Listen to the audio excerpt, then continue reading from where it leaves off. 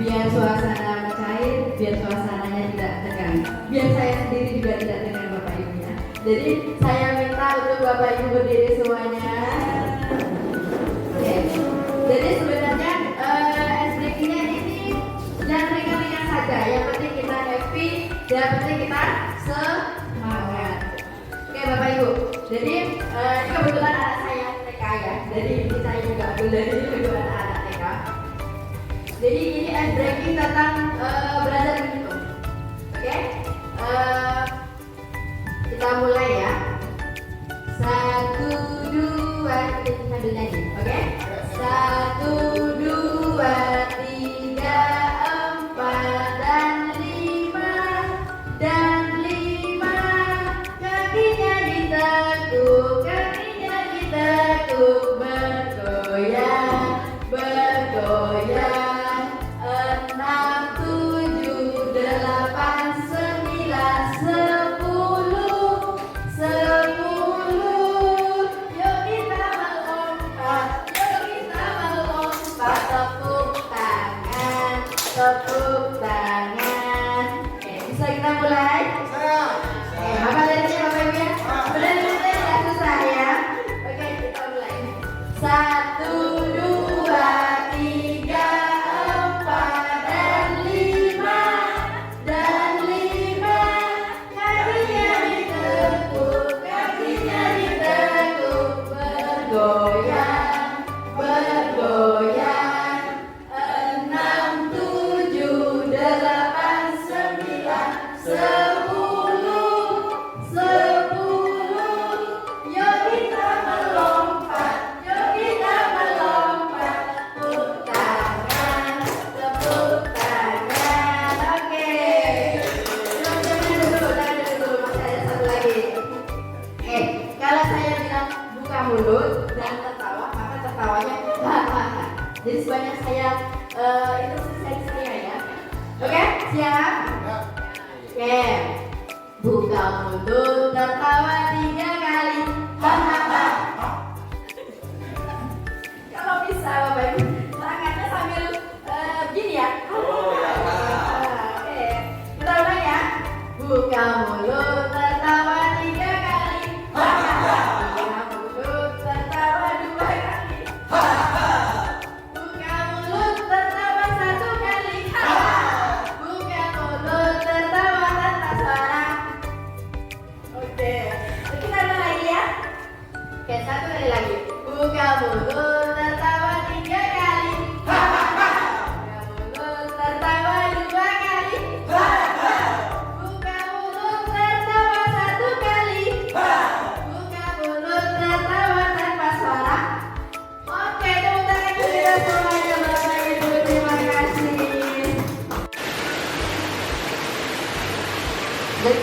Bismillahirrahmanirrahim.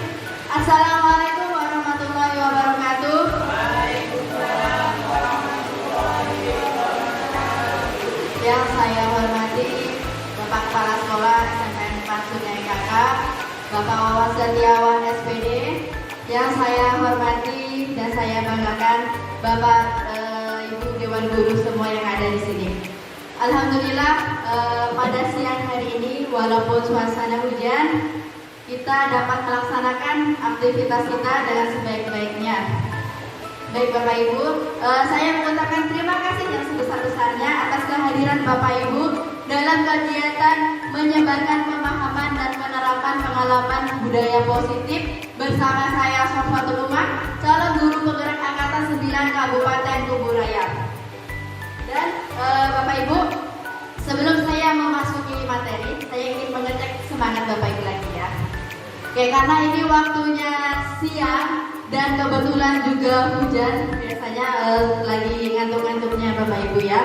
Jadi saya ingin mengecek mana suaranya. Mana suaranya? Oke, kalau saya bilang semangat pagi, maka Bapak Ibu jawabnya pagi semangat.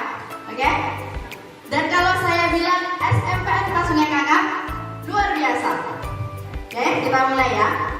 Semangat lagi. Pagi, semangat. Lagi, semangat lagi. Pagi, semangat.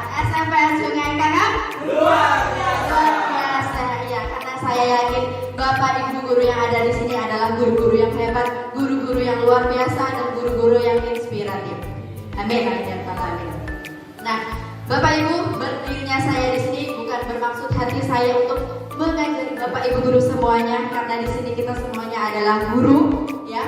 Jadi tidak ada istilahnya guru tua atau guru senior atau guru junior. Nah, kita semuanya adalah sebagai guru yang muda dihormati, yang tua dihormati, yang muda disayangi.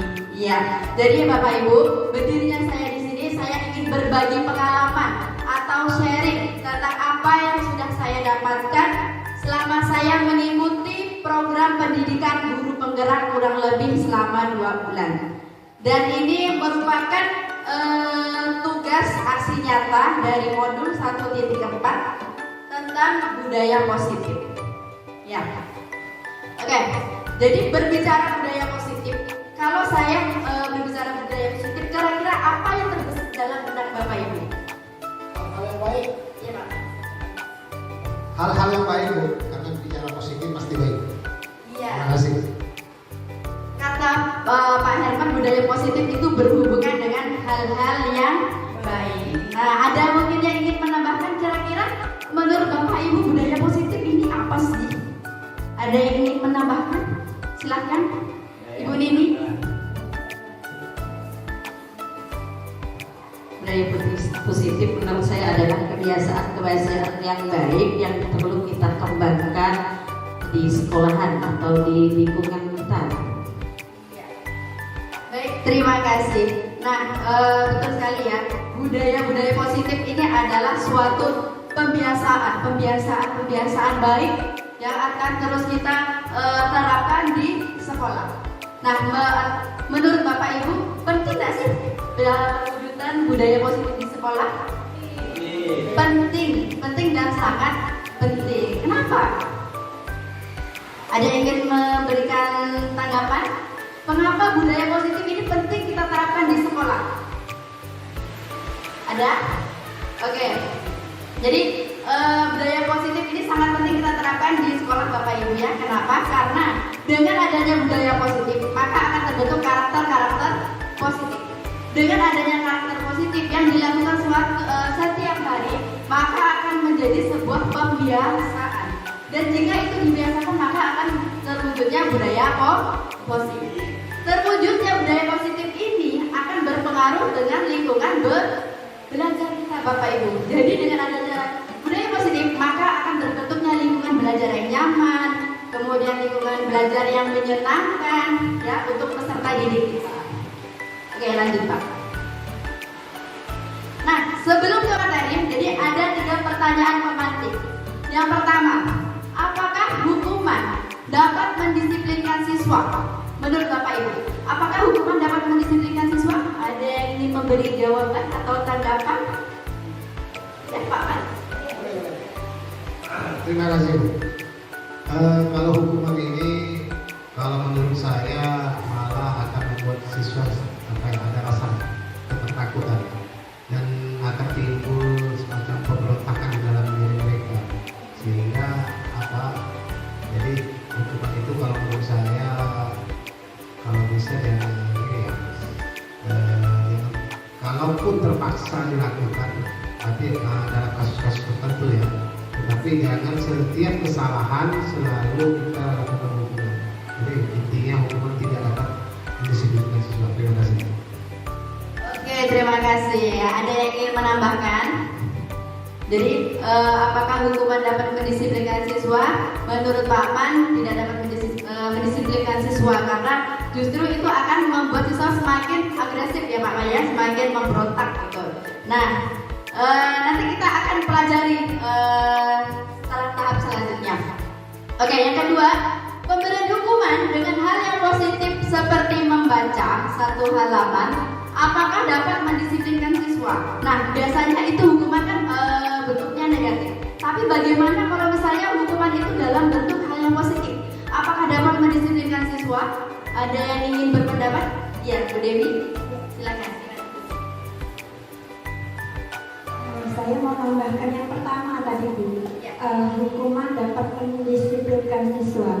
Kalau hukuman fisik ya sekarang, kalau zaman saya dulu 50 tahun yang lalu, 20 tahun yang lalu hukuman fisik ya Bu ya. Hukuman fisik itu memang boleh ya, memang, tapi sifatnya misalnya dihukum di tiang bendera atau keliling lapangan itu biasa ya. Tapi sekarang kan hukuman diarahkan ke nomor 2, kayak membaca 1 halaman. Saya rasa itu salah satu segi positifnya. Kalau menurut saya lebih tepatnya memang membaca seperti diberikan tambahan misalnya PR di rumah itu sangat baik mendisiplinkan siswa. Oke, terima kasih Bu Dewi. Nah, kemudian nanti kita akan cari tahu jawaban selanjutnya Bu ya. Jadi sebenarnya jawaban dari Bapak Ibu sebenarnya itu betul ya. Nanti kita akan pelajari lagi apakah sudah tepat gitu ya. Kemudian apakah memberi penghargaan dapat meningkatkan motivasi siswa? Setuju atau tidak Bapak Ibu? Setuju. Kira-kira kenapa kita setuju akan penghargaan itu dapat meningkatkan motivasi siswa? Ya Bu Siati, silakan Bu. Baiklah, terima kasih. Kalau menurut saya Bu ya, kalau dikatakan setuju tadi itu kita ngasih penghargaan ke murid kan akan merasa senang. Dengan harapan kalau muridnya senang, dia akan meningkatkan motivasi dia dalam belajar.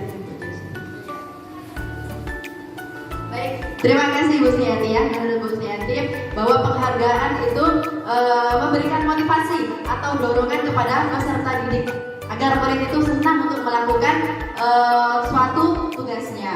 Oke, lanjut Pak. Nah, Bapak Ibu, hari ini saya akan memaparkan tentang budaya positif ya. Dari konsep inti budaya positif ini ada 8. Yang pertama adalah perubahan paradigma belajar, kemudian disiplin positif, nilai-nilai kebajikan, kemudian kebutuhan dasar manusia, dan motivasi perilaku manusia, kebutuhan posisi kontrol guru, kemudian keyakinan kelas, dan yang terakhir tentang segitiga restitusi. Nah, jadi konsep inti ini yang akan saya paparkan nanti Bapak Ibu. Oke, selanjutnya Pak.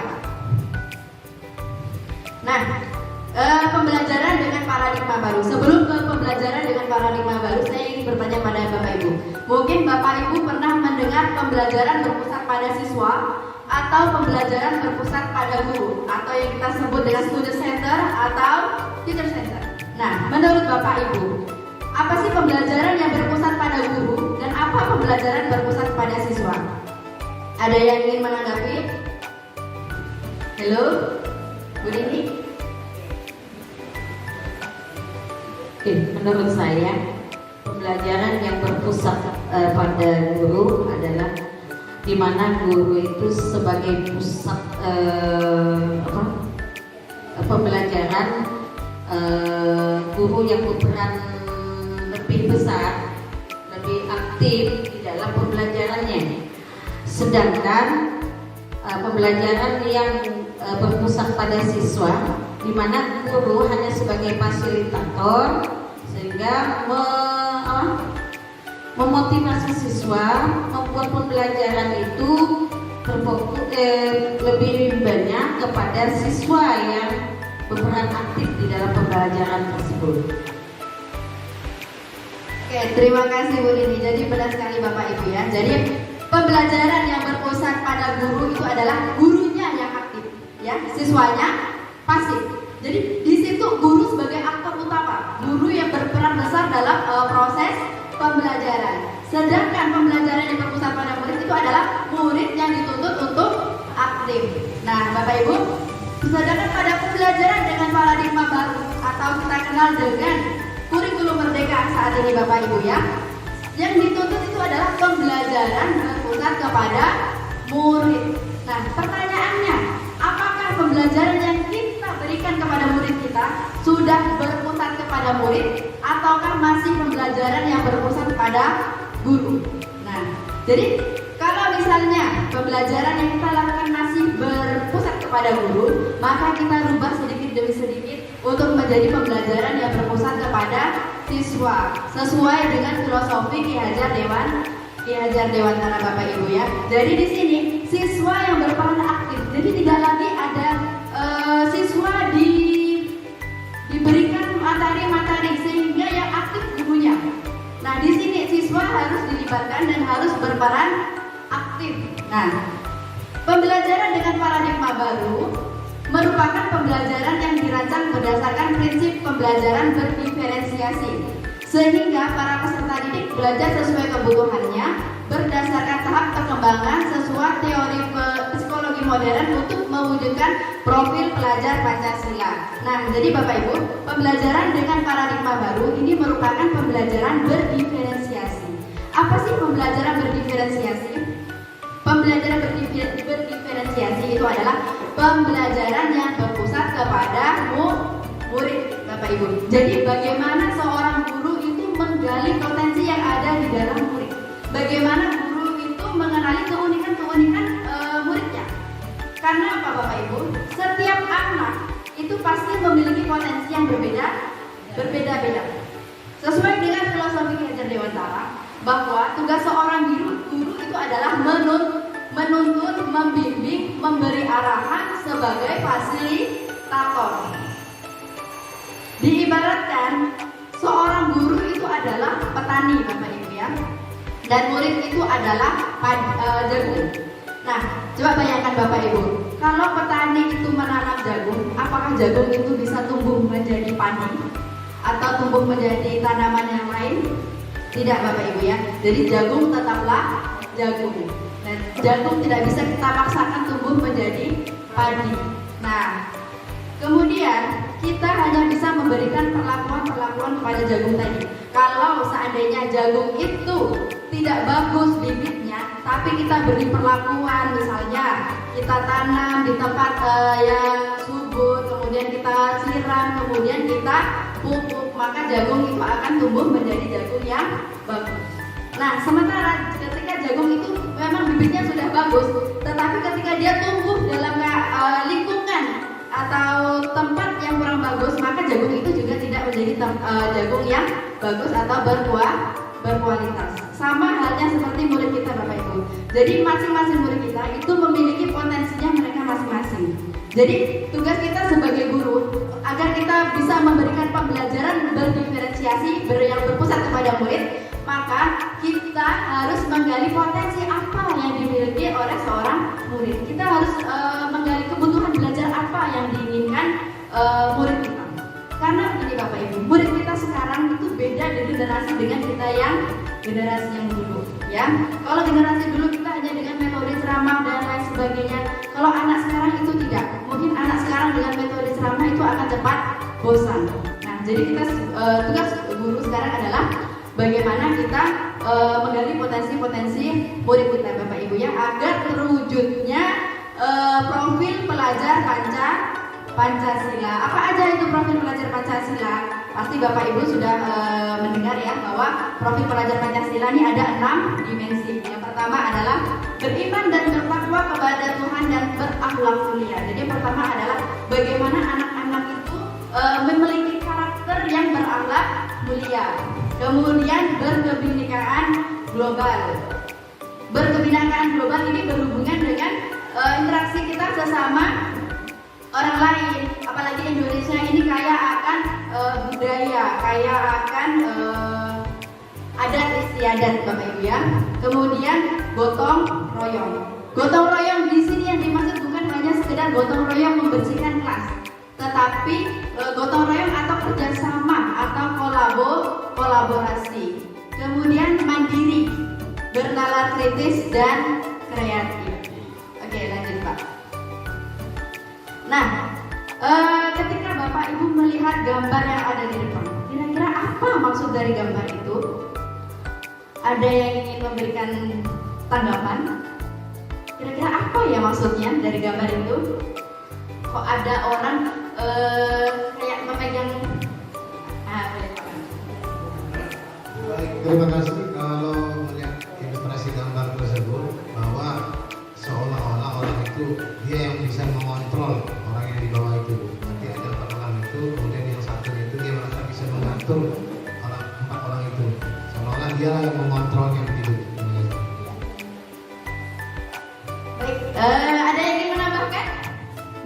yang berpandangan berbeda dengan Pak Man? Gimana? Sama ya? Jadi seolah-olah itu orang itu diatur atau dikontrol. Nah iya, benar sekali Bapak Ibu ya. Jadi ini tentang miskonsepsi tentang teori kontrol. Yang pertama, bahwa ilusi guru mengontrol murid. Jadi Bapak Ibu, gambar ini menandakan bahwa orang sedang mengontrol orang lain. Nah, ilusi guru mengontrol murid. Menurut Bapak Ibu, apakah kita selama ini bisa mengontrol murid kita? Misalnya, ketika kita menyuruh murid untuk melakukan sesuatu, atau misalnya murid itu awalnya perbuatannya buruk, kemudian kita suruh untuk berubah, Bapak Ibu ya. Oke, pada saat itu murid akan berubah menuruti keinginan kita. Tetapi di situ, apakah kita sudah berhasil mengontrol murid kita? Belum, iya Bapak Ibu. Jadi seolah-olah di situ kita berhasil, tapi ternyata Bapak Ibu, kita sebagai guru belum bisa atau tidak bisa mengontrol murid. Yang bisa mengontrol diri mereka murid itu adalah diri mereka sendiri. Nah, kemudian ilusi bahwa semua penguatan positif efektif dan bermanfaat. Penguatan positif misalnya seperti rayuan, kemudian bujukan, ayolah kamu berubah, seperti itu. Mungkin anak itu akan berubah pada saat kita memberi penguatan positif Bapak Ibu ya. Tetapi kalau misalnya kita lengah nih, anak ini kita biarkan, bisa jadi mereka akan melakukan hal yang buruk lagi ya Bapak Ibu ya. Nah jadi ini adalah miskonsepsi bahwa semua penguatan positif itu efektif dan bermanfaat itu dalam jangka pendek. Kemudian ilusi bahwa kritik dan membuat rasa bersalah mampu menguatkan karakter. Nah jadi ketika murid kita melakukan kesalahan, kita langsung kritik, jangan berbuat seperti itu lagi, nanti bla bla bla bla bla. Oke, murid itu akan menuruti kemauan kita, keinginan kita dan berubah. Tapi sama seperti tadi Bapak Ibu, sebenarnya mereka itu mengizinkan dirinya untuk kita kontrol. Nah, ketika kita tidak memberikan penguatan positif atau kritikan, bisa jadi murid itu akan melakukan hal yang sama. Kemudian ilusi bahwa orang dewasa berhak memaksa. Orang dewasa itu kita Bapak Ibu ya. Jadi di sini menggambarkan bahwa guru itu berhak memaksa murid, tapi ternyata tidak bisa. Yang berhak untuk mengontrol diri mereka sendiri itu ya diri mereka sendiri. Orang lain itu tidak bisa mengontrol Bapak Ibu ya. Oke, lanjut Pak. Nah sekarang mengubah paradigma stimulus respon ke pendekatan teori kontrol. Untuk stimulus respon, yang pertama itu realita atau kebutuhan kita sama. Sedangkan teori kontrol, realita atau kebutuhan kita berbeda. Kira-kira kebutuhan kita itu sama atau berbeda Bapak Ibu? Berbeda Bapak Ibu ya. Si A kebutuhannya ini, si B kebutuhannya ini. Jadi kita tidak bisa menyamakan kebutuhan orang ya. Kemudian semua orang melihat hal yang sama. Sedangkan pada teori kontrol, setiap orang itu memiliki gambaran yang berbeda. Betul Bapak Ibu? Oke, misalnya gini, saya ambil contoh. Kalau saya memberi Bapak Ibu kertas, kemudian spidol, kemudian saya minta Bapak Ibu untuk menggambar sebuah pemandangan. Kira-kira pemandangan apa yang akan Bapak Ibu gambar? Ya, kira-kira pemandangan yang Bapak Ibu gambar itu pemandangan apa misalnya? Lingkungan, pemandangan apa lagi? Gunung, sawah, laut dan sebagainya. Kalau misalnya ada murid Bapak Ibu menggambar anak yang sedang duduk, bagaimana? Apakah itu merupakan sebuah pemandangan? Tidak? Ya, kalau misalnya anak itu bercerita ketika kita tanya, nah ibu kan nyuruh kamu gambar pemandangan, kok kamu gambar orang? Iya, ketika anak itu bercerita, Bu, ketika saya menggambar ini, saya memandang kawan saya. Jadi menganggap kawannya itu adalah suatu pemandangan. Iya, betul Bapak Ibu. Jadi kalau misalnya Bapak Ibu memberikan masukan atau kritikan, kamu seharusnya gambar gunung, gambar sawah dan sebagainya. Artinya Bapak Ibu kita mengkotak-kotakkan pemikiran siswa. Ya nak? Otomatis kita hanya memberikan satu jalan untuk siswa. Seharusnya gambar pemandangan itu ya ini. Nah, padahal itu tidak bisa Bapak Ibu ya, karena semua orang itu memiliki berbeda. Oke. Kemudian kita mencoba mengubah orang agar pemandangan sama dengan kita.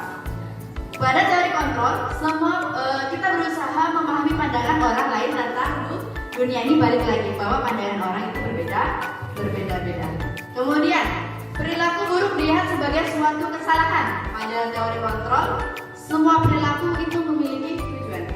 Jadi ketika murid kita melakukan kesalahan, Bapak Ibu, jangan langsung kita marah, jangan langsung kita ngejudge, tapi kita cari tahu dulu sebenarnya apa sih yang mendasari tindakan mereka.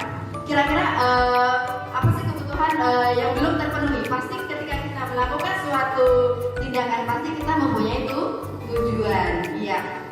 Kemudian saya bisa mengontrol orang lain. Pada teori kontrol, Anda tidak bisa mengontrol orang lain. Betul Bapak Ibu ya? Bahwa kita tidak bisa mengontrol orang lain. Kemudian pemaksaan ada pada saat bujukan gagal. Artinya ketika kita gagal membujuk orang, kita paksa. Nah, kemudian kolaborasi dan konsensus menciptakan pilihan-pilihan baru. Dan yang terakhir, model berpikir menang atau kalah ini pada stimulus respon. Sedangkan pada teori kontrol itu model berpikirnya menang, dan menang. Oke, masih semangat Bapak Ibu? Semangat pagi, semangat. Oke, kita lanjut Bapak Ibu ya. Nah, kita sampai pada slide tentang disiplin positif. Jadi apa sih disiplin positif itu? Disiplin itu berasal dari kata disiplina yang artinya belajar. Disiplin mengacu pada disiplin diri yang memiliki tanggung jawab terhadap apa yang dilakukannya berdasarkan nilai-nilai yang diyakini. Disiplin positif merupakan salah satu cara penerapan disiplin yang bertujuan untuk menumbuhkan kesadaran serta memberdayakan peserta didik tanpa imbalan, penghargaan atau reward, ancaman atau bahkan hukuman. Sebagai pendidik, tujuan kita adalah menciptakan peserta didik yang memiliki disiplin diri sehingga mereka berperilaku mengacu kepada nilai-nilai kebajikan universal dan memiliki motivasi intrinsik dalam perubahan perilaku ke arah yang lebih baik. Jadi Bapak Ibu, ketika kita mendengar kata disiplin, mungkin yang terbesit dalam benak kita, disiplin itu adalah tata tertib. Disiplin itu aturan ya Bapak Ibu ya. Nah, namun disiplin positif yang ada di sini adalah bagaimana anak itu sadar dan tanggung jawab terhadap apa yang dilakukannya itu berdasarkan nilai-nilai kebajikan. Artinya, anak ketika melakukan sesuatu dia sadar sebenarnya dia melakukan ini karena apa? Jadi maksudnya yang disampaikan pada disiplin positif ini adalah bagaimana caranya anak itu menumbuhkan motivasi intrinsik atau motivasi diri. Artinya ketika anak itu melakukan sesuatu bukan karena imbalan, bukan karena penghargaan, ancaman, atau bahkan hukuman. Artinya murni karena dia yakin tentang apa yang dia yakini. Misalnya seperti ini Bapak Ibu, ketika Bapak Ibu menggunakan helm pada saat naik motor, itu Bapak Ibu yakin atau memang karena Bapak Ibu menghindari razia atau menghindari ancaman dari Bapak polisi, atau yakin kalau menggunakan helm kita bakal selamat? Tergantung ya Bapak Ibu. Tapi sebenarnya Bapak Ibu, ketika kita menggunakan helm, kita sebenarnya itu menerapkan nilai kebajikan akan keselamatan. Iya. Jadi bukan karena ancaman nanti dari polisi kalau tidak menggunakan helm, dirazia, ditilang dan lain sebagainya. Dan itu adalah contoh nilai-nilai kebajikan. Artinya kita yakin dengan nilai-nilai kita tersebut dan kita berusaha untuk bertanggung jawab ketika kita melakukannya. Oke, lanjut Pak. Nah, ini adalah nilai-nilai kebajikan. Jadi nilai kebajikan itu adalah nilai yang disepakati bersama, lepas dari suku bangsa, agama, bahasa maupun latar belakangnya. Jadi Bapak Ibu, sebenarnya nilai kebajikan ini ada 6. Tapi di sini hanya saya ambil 3, yaitu yang pertama profil pelajar Pancasila, yang pasti kita sudah tahu apa dimensi-dimensi profil pelajar Pancasila ya. Kemudian ada IBU Primary Years Program atau PYP. Ini ada nilai toleransi, rasa hormat, integritas, mandiri, menghargai, antusias, empati, keingintahuan, kreativitas, kerjasama, percaya diri, dan komitmen. Sedangkan keterampilan hidup atau life style itu terdiri dari dapat dipercaya, lurus hati, pendengar yang aktif, tidak merendahkan orang lain, memberikan yang terbaik dari diri. Nah, ini adalah contoh-contoh nilai-nilai kebajikan. Oke Pak, lanjut Pak. Nah, berbicara tentang kebutuhan dasar manusia. Nah, kebutuhan dasar manusia adalah segala sesuatu yang kita lakukan itu untuk mendapatkan apa yang kita inginkan. Seluruh tindakan yang kita lakukan memiliki tujuan tertentu, dan semua usaha terbaik yang kita lakukan adalah dalam rangka agar kebutuhan dasar kita terpenuhi dengan baik. Artinya Bapak Ibu, ketika kita melakukan sesuatu pasti itu ada tujuannya, ya kan? Untuk memenuhi kebutuhan dasar kita. Kebutuhan dasar mana yang harus kita penuhi? Nah, kita nanti akan berbicara macam-macam kebutuhan dasar manusia itu terdiri apa saja ya. Lanjut Pak. Nah, kebutuhan dasar manusia Bapak Ibu itu ada 5. Yang pertama adalah kebutuhan bertahan hidup. Kebutuhan bertahan hidup itu terdiri makan, pakaian, tempat tinggal, keamanan, dan kesehatan. Betul Bapak Ibu ya? Kita butuh tempat hidup, kita butuh makan, pakaian, dan lain sebagainya. Dan kebutuhan bertahan hidup ini termasuk kebutuhan primer Bapak Ibu ya. Jadi yang harus kita penuhi terlebih dahulu. Kemudian kebutuhan kasih sayang dan rasa diterima, yaitu rasa diterima, dipedulikan, berbagi, kerjasama, menjadi bagian dalam kelompok. Nah, misalnya Bapak Ibu ya, dalam suatu ketika kita melakukan proses pembelajaran, kemudian kita melakukan diskusi, membagi siswa kita menjadi beberapa kelompok.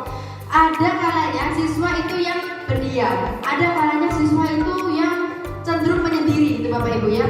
Nah, artinya apa? Kan terkadang Bapak Ibu siswa itu ada kebutuhan yang belum terpenuhi. Salah satunya yaitu kebutuhan kasih sayang dan rasa diterima oleh anggota kelompoknya. Nah, itu misalnya. Kemudian ada kebutuhan penguasaan. Penguasaan di sini terdiri dari harga diri, keinginan untuk dianggap, memimpin, berprestasi, diskusi, dan didengar. Biasanya Bapak Ibu untuk kebutuhan penguasaan ini, biasanya kalau anak di dalam kelas itu anak yang sering misalnya ketika kita memberikan soal, anak tersebut pinginnya maju, anak itu pinginnya aktif. Nah, maka anak itu sebenarnya memenuhi kebutuhan akan penguasaan.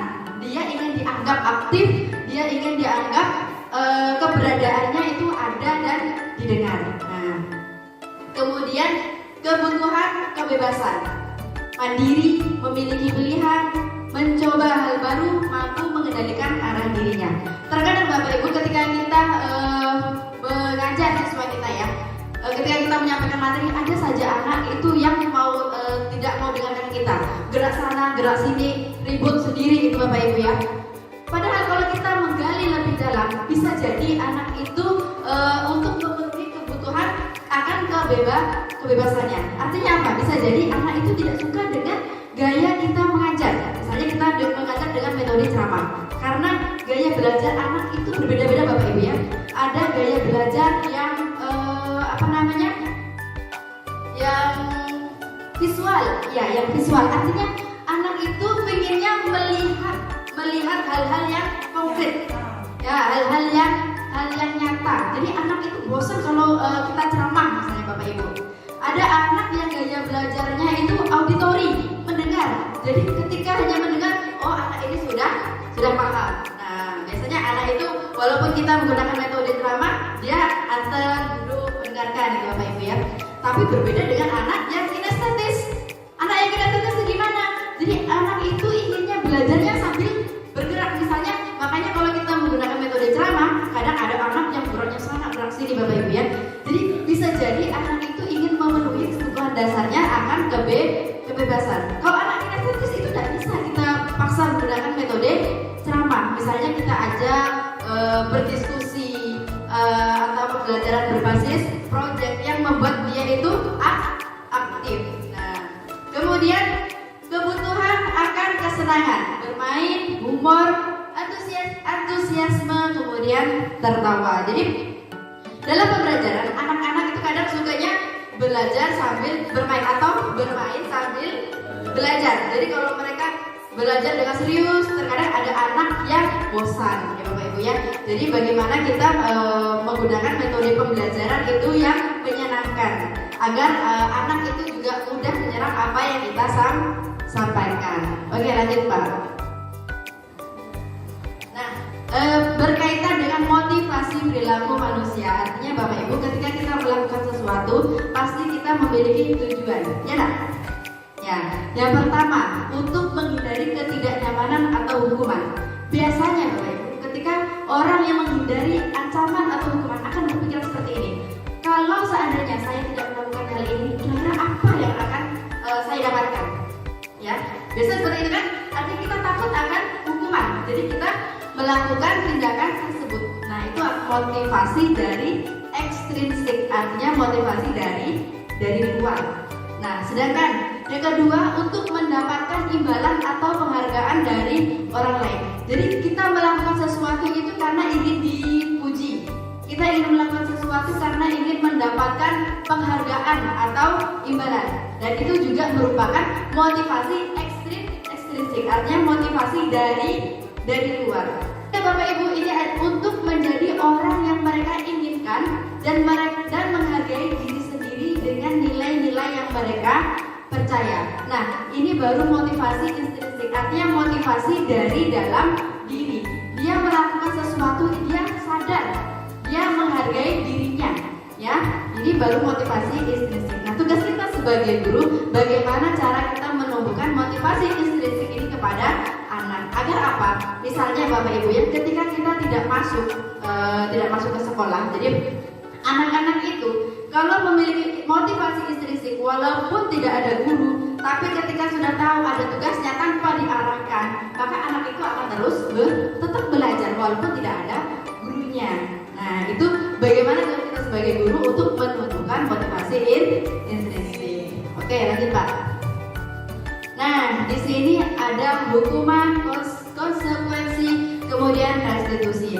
Kalau hukuman konsekuensi kita pasti negara Bapak Ibu ya. Tapi mungkin kita sedikit ada hal yang baru tentang restitusi.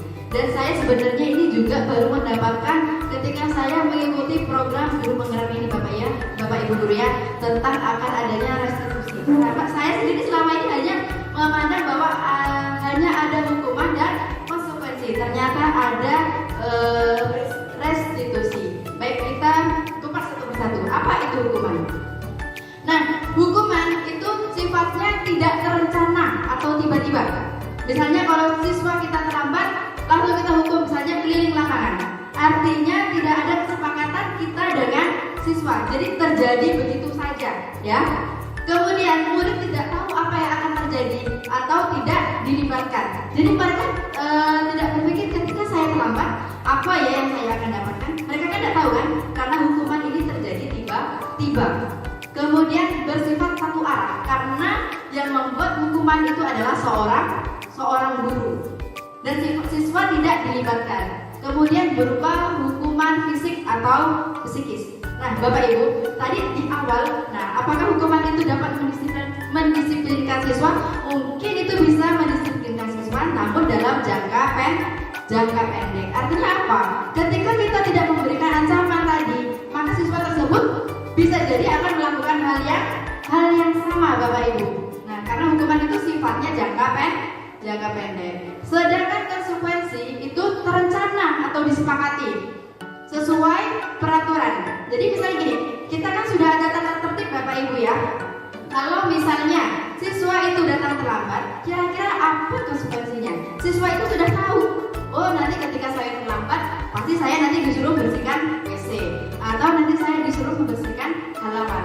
Nah, jadi sudah terencana dan sudah disepakati. Kemudian murid tetap dibuat tidak nyaman. Jadi ketika siswa itu melakukan itu tetap merasa tidak nyaman ya Bapak Ibu ya. Kemudian sikap guru selalu memonitor murid, artinya di sini guru sebagai pemantau ya. Kemudian restitusi, nah ini Bapak Ibu ya.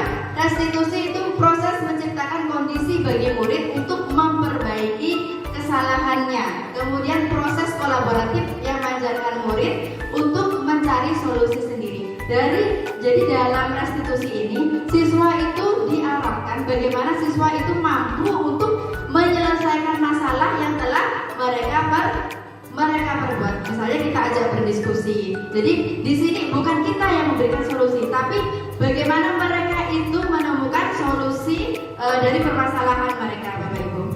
Oke, lanjut Pak. Nah, kemudian ada 5 posisi kontrol guru. Yang pertama adalah guru sebagai penghukum, kemudian pembuat rasa bersalah, kemudian posisi guru sebagai teman, posisi guru sebagai pemantau, atau posisi guru sebagai manajer. Nah, kira-kira Bapak Ibu, kita di sini posisi kontrol mana yang sudah kita terapkan pada siswa kita?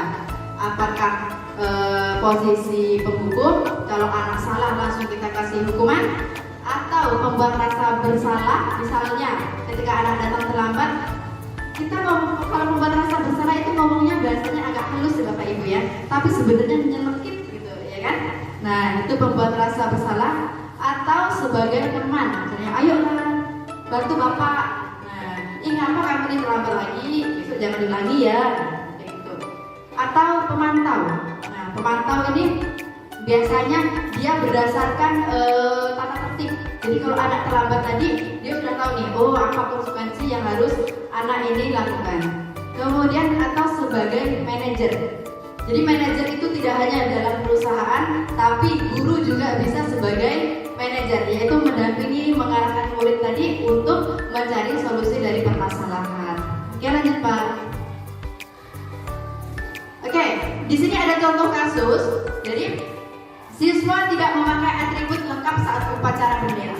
Jika posisi kita sebagai penghukum, maka kita akan menyuruh siswa itu hormat pada bendera selama 1 jam, karena siswa tidak memakai atribut lengkap dari Bapak Ibu ya. Kalau posisi kita sebagai penghukum, ketika posisi kita sebagai pembuat rasa bersalah, kita akan bilang siswa seperti ini.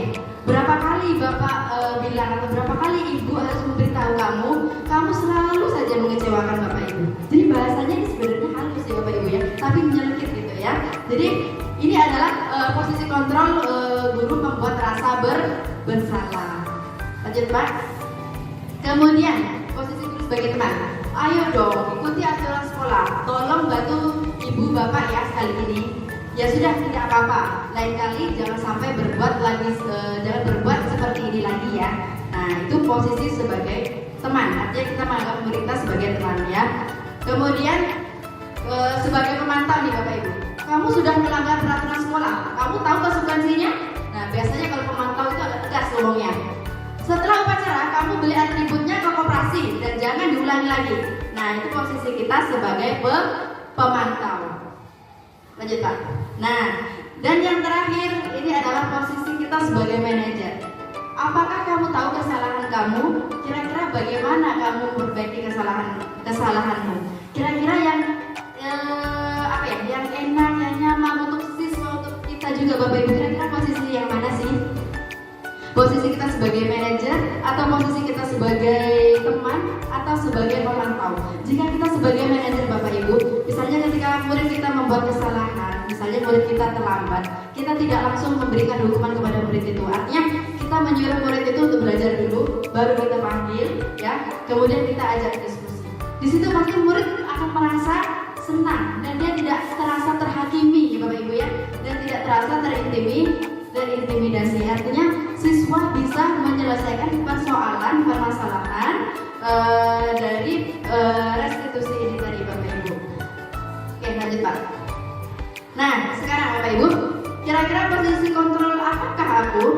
Tadi saya Bapak. Ini seperti ini Bapak Ibu ya, seperti kuis gitu ya. Jadi posisi kontrol apakah aku? Saya kecewa sekali dengan kamu.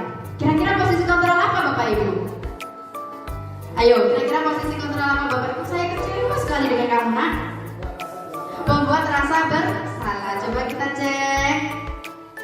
Iya, betul. Membuat rasa bersalah. Kemudian lanjut Pak. Kamu tidak pernah benar melakukannya. Selalu salah arahnya. Nah, kira-kira posisi apa Bapak Ibu?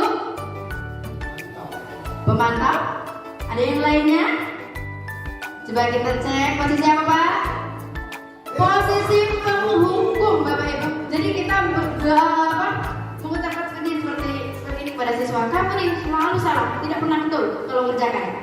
Nah artinya di sini kita membuat siswa itu makin down kan? Nah, ya makin down. Artinya kita malah sebagai penghukum. Oke lanjut. Nah, apa rencanamu untuk menyelesaikan ini? Iya, manajer. Kita Pak, iya manajer. Oke lanjut.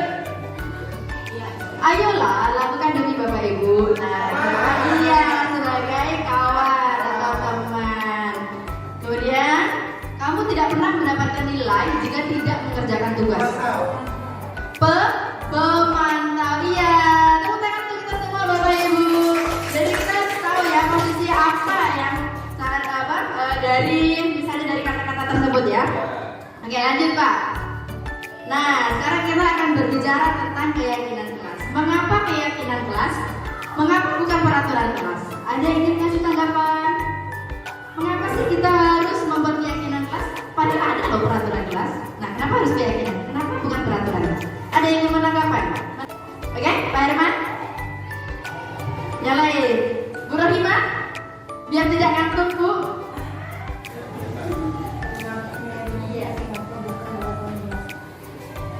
Bismillahirrahmanirrahim. Mungkin dengan meyakinkan,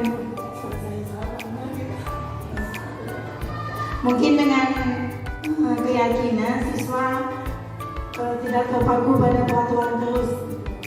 Dan tadi udah kita jelaskan dari ada yang seperti teman, pemantau, manajer, aja. Oke, jadi mengapa keyakinan kelas bukan peraturan kelas? Nah, Bapak Ibu, jadi kalau peraturan kelas itu biasanya kan hanya kertas yang ditempel dan bahkan peraturan itu kadang dipatuhi, kadang tidak. Nah, kalau keyakinan kelas tadi ya, keyakinan kelas itu kita membuatnya itu dua arah. Kesepakatan kita dengan siswa. Kenapa keyakinan kelas? Karena kita menginginkan siswa itu melakukan suatu tindakan karena mereka itu yakin dengan nilai yang mereka lakukan. Ya, jadi di sini dengan melakukan keyakinan kelas maka akan menumbuhkan motivasi intrinsik atau motivasi dalam diri siswa tersebut. Nah, oke lanjut Pak. Nah jadi ini adalah contoh pembentukan keyakinan kelas ya Bapak Ibu ya. Kemarin ini di kelas 7. Jadi kalau keyakinan kelas itu bersifat abstrak. Misalnya seperti ini Bapak Ibu. Kalau di dalam peraturan itu biasanya kata-katanya seperti ini. Tidak boleh membuang sampah sembarangan. Tapi kalau dalam keyakinan kelas kita buat agak abstrak. Misalnya kalau kita tidak boleh membuang sampah sembarangan, berarti apa? Menjaga kebersihan. Nah itu. Misalnya tidak boleh ribut, kita rubah kata-katanya menjadi menjaga ketertiban. Nah jadi keyakinan kelas itu sifatnya agak abstrak. Kemudian berupa pernyataan universal, kemudian dibuat dalam pernyataan positif. Nah jadi tidak ada kata dibuang, tidak ada kata jangan. Nah itu sebenarnya dibuang, jangan itu adalah kata-kata negatif. Jadi kita ganti menggunakan kata-kata positif tadi Bapak Ibu ya, menjaga kebersihan, menjaga ketertiban dan lain sebagainya. Kemudian sedikit saja Bapak Ibu agar mudah diingat. Jadi keyakinan kelas itu tidak perlu banyak, sedikit saja. Yang penting mereka ingat. Kemudian sesuai dengan kondisi kelas dan sekolah sehingga mudah diterapkan. Dan yang terakhir, semua warga sekolah atau warga kelas dilibatkan saat membuat keyakinan kelas. Jadi artinya keyakinan kelas ini bukan berasal dari guru, tetapi kita libatkan juga siswa. Ya, Bapak Ibu ya. Oke, lanjut Pak. Nah, yang terakhir Bapak Ibu ini tentang segitiga restitusi. Nah, dan jadi dalam segitiga restitusi ini ada 3 tahap, ya Bapak Ibu. Kemudian apa sih segitiga restitusi itu?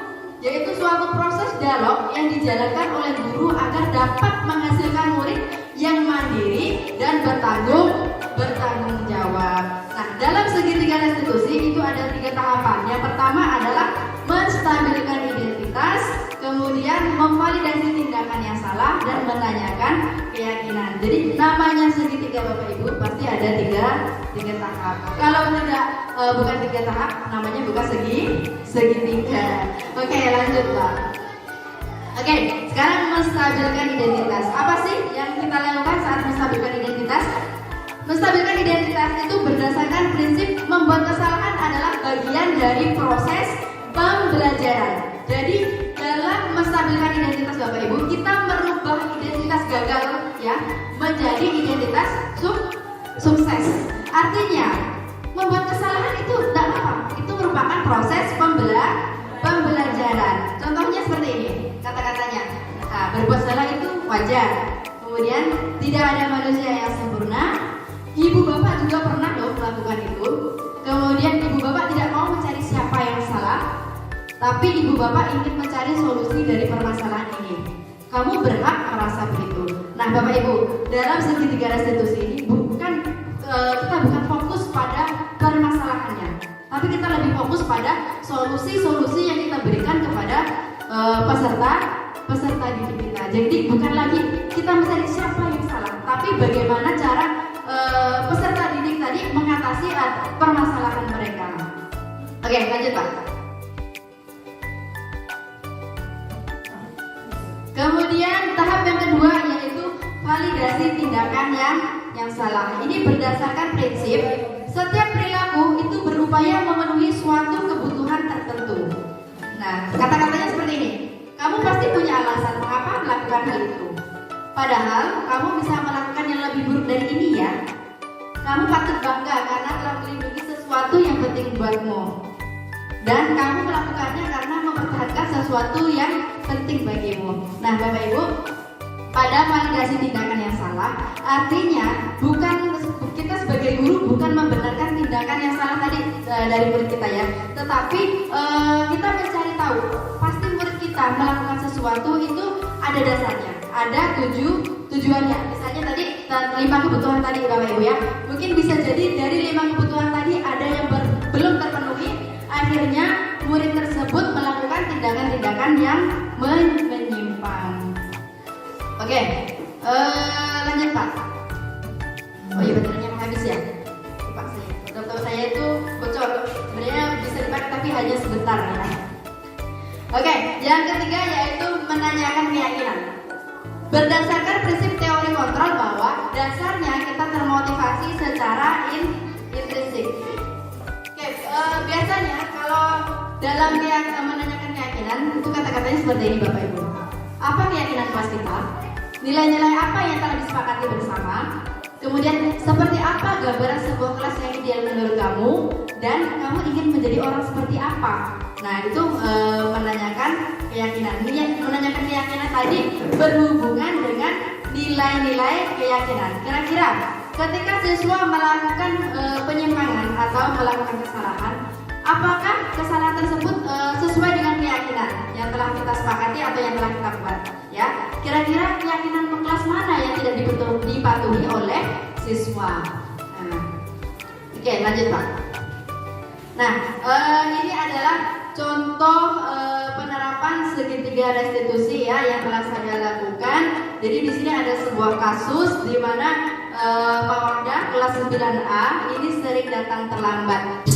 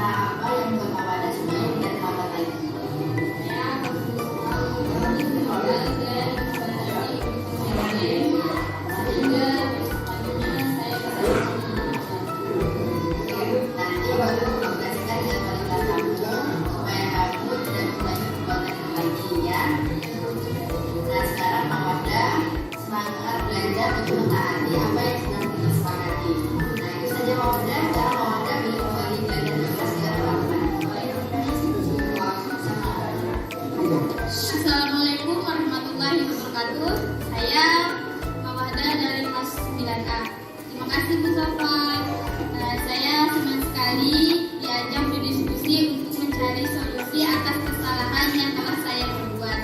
Saya berjanji tidak akan berkata lagi supaya tidak terlambat ke sekolah. Terima kasih, Bu. Oke, nah Bapak Ibu, itu adalah salah satu contoh penerapan segitiga restitusi di sekolah. Jadi Bapak Ibu, ketika misalnya ada siswa kita yang terlambat, nah, ketika kita langsung kasih hukuman, misalnya, kamu ini datang terlambat, udah nggak usah masuk kelas, udah bersihkan di WC itu, atau bersihkan di halaman, otomatis anak tersebut tidak akan ikut pelajaran kita, Bapak Ibu ya. Jadi kita telah merampas hak anak tersebut. Seharusnya anak itu datang untuk belajar. Nah, Bapak Ibu, jadi ketika kita menggunakan segitiga restitusi ini, jadi yang pertama adalah kita panggil anak tersebut, kita ajak berdiskusi.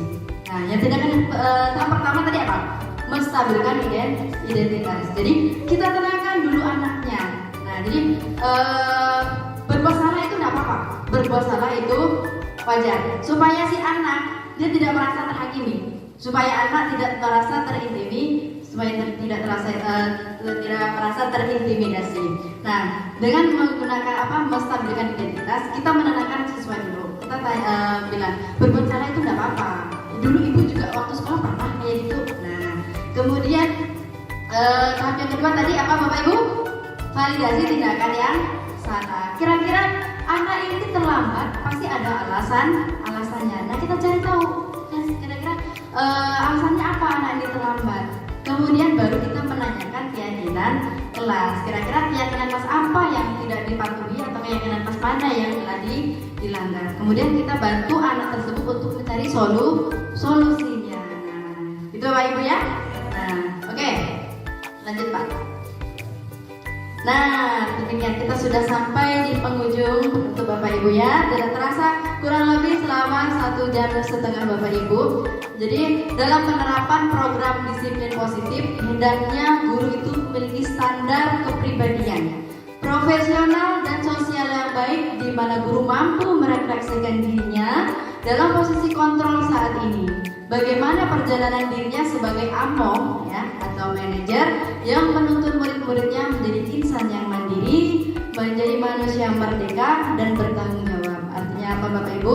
Di sini kita sebagai guru, sebelum kita mendisiplinkan siswa kita, sebelum kita menerapkan disiplin positif kepada siswa, maka kita disiplinkan dulu diri kita ya.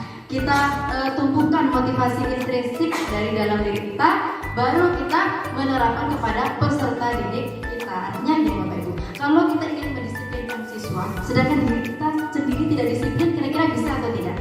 Tidak. Nah, makanya di sini Bapak Ibu, kita bekerja sama, kita berkolaborasi untuk menerapkan disiplin positif di sekolah kita supaya tercipta lingkungan belajar yang aman, lingkungan belajar yang menyenangkan.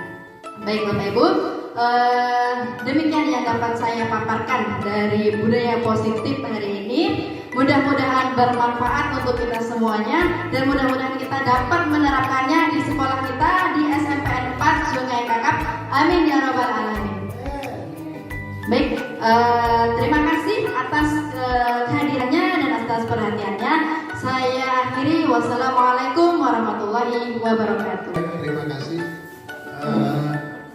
Sebelumnya kita aplaus dulu untuk masuk ke rumah.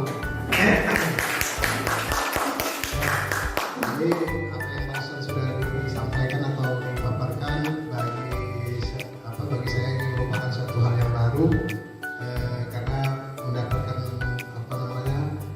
ya boleh dikatakan teori-teori yang baru lah ya. Dan padahal mungkin selama ini kita sudah tidak asing dengan kata-kata budaya positif, tetapi tadi Ibu juga menampilkan contoh implementasi contoh-contoh yang harus dilakukan. Jadi di sini ada tentang budaya positif, ya kan? Terus ada 5 kebutuhan dasar manusia, terus motivasi perilaku manusia, hukuman, konsekuensi, restitusi, 5 posisi kontrol. Jadi benar apa yang Ibu bilang tadi, mungkin selama ini saya juga sebagai seorang guru, ketika anak melakukan kesalahan lebih cenderung ke hukuman, tetapi dengan apa yang sudah Ibu paparkan tadi, membuat paradigma baru lah dalam pemikiran saya. Dan mudah-mudahan nanti kami pun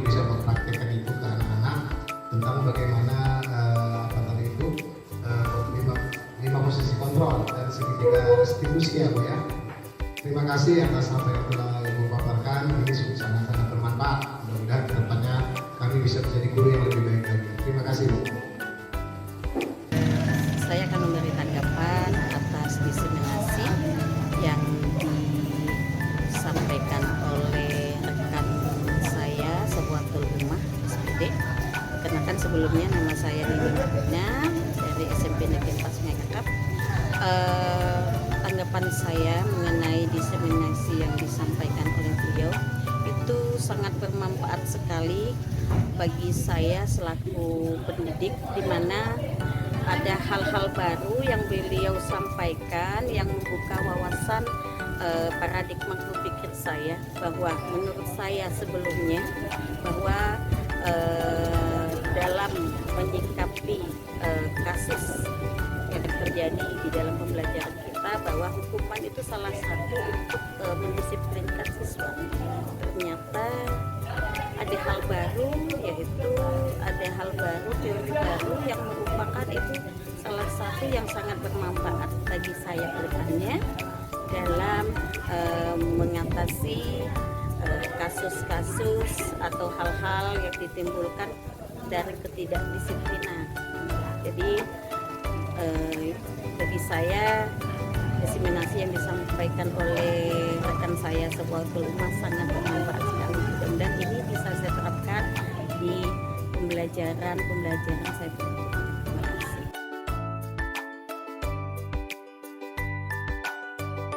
Assalamualaikum warahmatullahi wabarakatuh.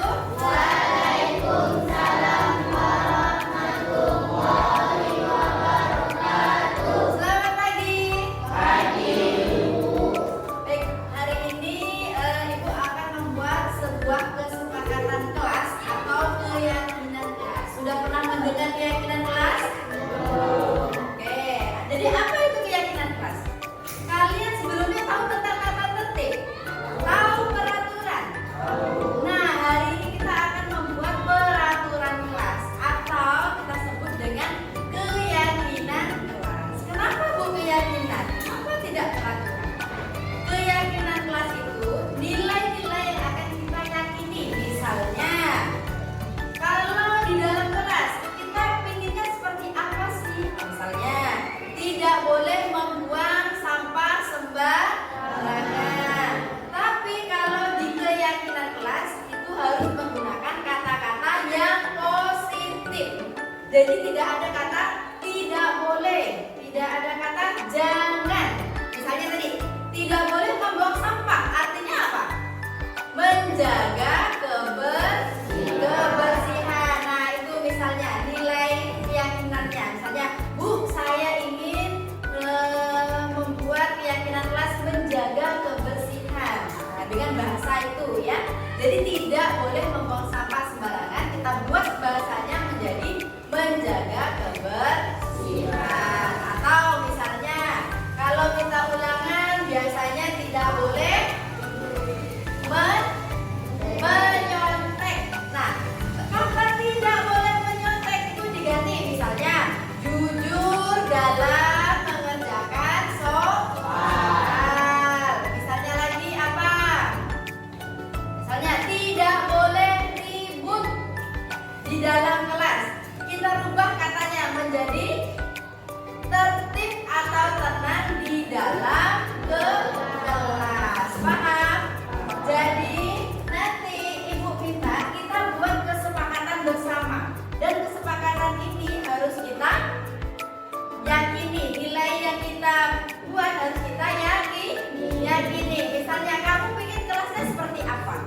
Bu, saya ingin kelasnya yang bersih. Berarti menjaga kebersihan. Nah, bilang, Bu, saya ingin kelasnya yang tertib. Berarti menjaga ketertiban.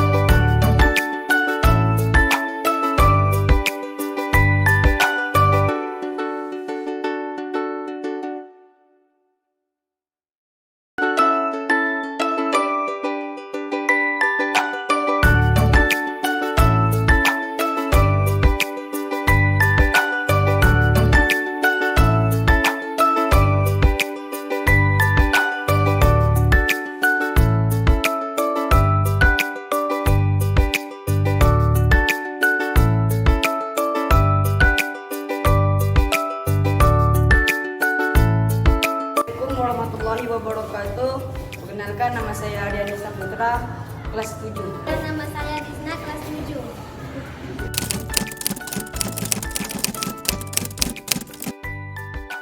Saya sangat senang Saya sangat senang